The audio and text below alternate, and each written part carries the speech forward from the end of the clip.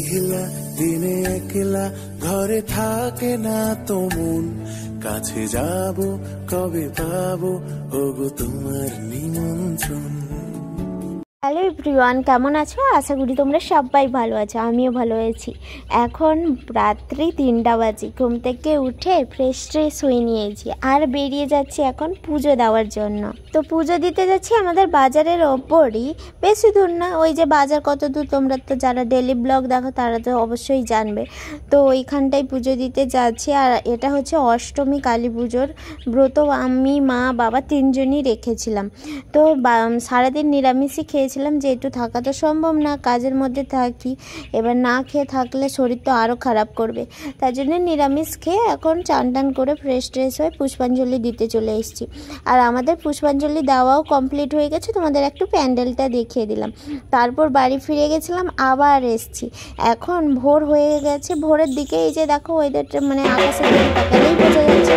তো এখন এই যে দেখো ফুলগুলো ফাটানো চলছিল, সবাই ফাটাচ্ছিল, তারপর আরও যত সব ছিল এগুলোই ফাটাচ্ছিল। কিন্তু এই পুজোটা মানে পুষ্পাঞ্জলিতে দেওয়া হয় 3টার দিকে বা ভোরের দিকেই দেওয়া হয়, তো সেই কারণে লোকজন তেমন একটা ছিল না। আমরা টোটাল মিলে ছিলাম বলতে গেলে 20 জন, কিন্তু ভোরের দিকে অনেকজনই এসছিল।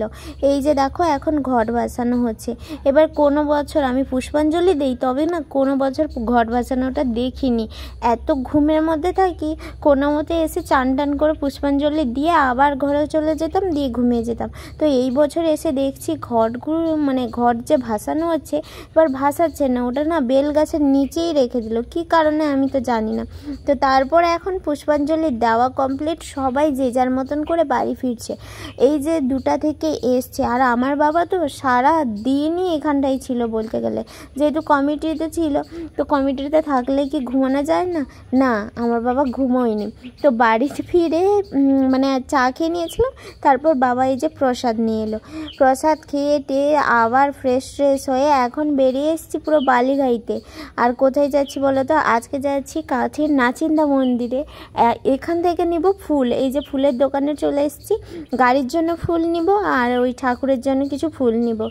আর আমাদের গাড়ি মানে গতকাল এসছে রাত্রি 9টার দিকে। এই যে দেখো এখন ওই গাড়িতে বসে সবাই মিলে যাচ্ছি। তো এই গাড়িটাই আমাদের ঘরে কেনা হলো। তো এটা হচ্ছে এসি গাড়ি, আর বাবাকে পেছনের সিটে বসিয়ে দেওয়া হয়েছে, যেহেতু বাবা সারা রাত সারা দিন বলতে গেলে ঘুমোয়নি। তো আমরা তো ঘুমিয়েছি কিন্তু বাবা ঘুমায়নি, তো সেই কারণে বাবাকে বলা হলো যে তুমি পেছনের সিটে বসে যাও, পুরো পাটা মিলিয়ে পুরো ঘুমিয়েই পড়ো। তো তারপর মন্দিরে সোজা পৌঁছে গেছি, আর আমরা আগে নেমে পড়েছিলাম। এবার বাবাকে মানে সিটটা নিচু করে তারপর নামাতে হতো, তো সেই কারণে বাবাকে নামানো হলো। তো এখন এই যে দেখো দেখছিলাম সামনে কি হচ্ছে না হচ্ছে, আর প্রথমবার এসছি, একটু আলাদাই মজা হচ্ছে। তো এখানটায় এসে দাদাভাইদের সঙ্গে আর দিদিভাইয়ের সঙ্গে দেখা হতে না আরও মনটা ভীষণ হ্যাপি হয়ে গেল। ভাবছিলাম কারোর সাথে যদি দেখা হয় তাহলে খুব ভালো লাগবে। তো ওনাদের স্বভাবও খুব ভালো, আর ওনাদেরকে অনেকেই চেনো, আবার অনেকেই হয়তো চেনো না। তবে আমি বলে দিই, ওনাদের নাম হচ্ছে ওনাদের গ্রুপের নাম হচ্ছে অ্যাঞ্চর চন্দর। এবার ফেসবুক থেকেই আমি ভিডিওটা দেখি, আর নামা সুন্দর ভিডিওগুলো বানাই, আমার তো বেশ ভালো লাগে, অবশ্যই তোমরা দেখো। তো যাই হোক, এখন এই যে দেখো ওই পুকুর ঘাটে পাটা ধুয়ে নিলাম, বৌদিকে বলছিলাম নিচে নেমো না, মাকেও বলছিলাম স্লিপ করবে পা। তো তারপর আমরা পুজো দিতে চলে গেছিলাম, আর এত ভিড় বাবা কি বলবো। তো পুজো দিতে মানে গিয়ে যে ভিড়ে দাঁড়িয়ে গেছি আর বেরোতে পারিনি। তো তারপর এসে দেখি গাড়ি পুজোও এখানটায় কমপ্লিট হয়ে গেছে। আর ওই যে সামনে দেখতে পাচ্ছ গাড়ির পাশে জুতোটা পড়েছে, এই জুতো নিয়ে একটা কেলেঙ্কারি হয়ে গেল। এবার বাবা বারবার বলছে তোর দাদা জুতো পরলো না, ভেতরে গাড়ির ভেতরে ঢুকে গেল। আমি বারবার বলছিলাম না বাবা, দাদা বুট পরে এসছে, আজকে এই চপ্পলগুলো পরেই আসেনি, এটা কারোর হবে। তো বাবা তো শুনলই না, বাবা আবার ডেকে পাঠালো। আবার এই শোনো, জুতো নিয়ে একটা ঘটনা ঘটেছে।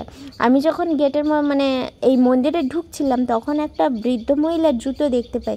এবার ওটা আমি তো বুঝতে পারিনি বৃদ্ধ মহিলার জুতো, তো আবার বৃদ্ধ মহিলা দেখে বাচ্চা মেয়ে দেখে তো বলা যায় না।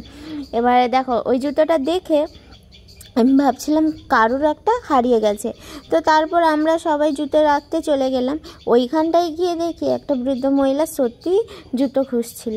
তো অনেক খোঁজাখুঁজি করলো, অনেকজনকে জিজ্ঞেস করলো, তারপর আমার মনটা আর সায় দিল না। যেহেতু আমি দেখেছি তো সেই কারণে আমি গিয়ে মানে ওই বৃদ্ধ মহিলাটাকে দেখে দিয়ে এলাম যে তোমার জুতো ওইখানটায় পড়েছে। তো উনি তো অনেক আশীর্বাদ আমাকে করলো, আমার এটা খুব ভালো লাগলো। তো যাই হোক, উনি জুতো ফেরত মানে অনেকটা দূর বাড়ি, তো তার জন্য জুতোটা যদি হারিয়ে যায় কী করে যাবে বলো। তো আমারও বেশ ভালো লাগলো বলে দেওয়াতে। তো তারপর আমরা পুজো টুজো দিয়ে এখন ফিরেছি এই যে রেস্টুরেন্টে খেতে।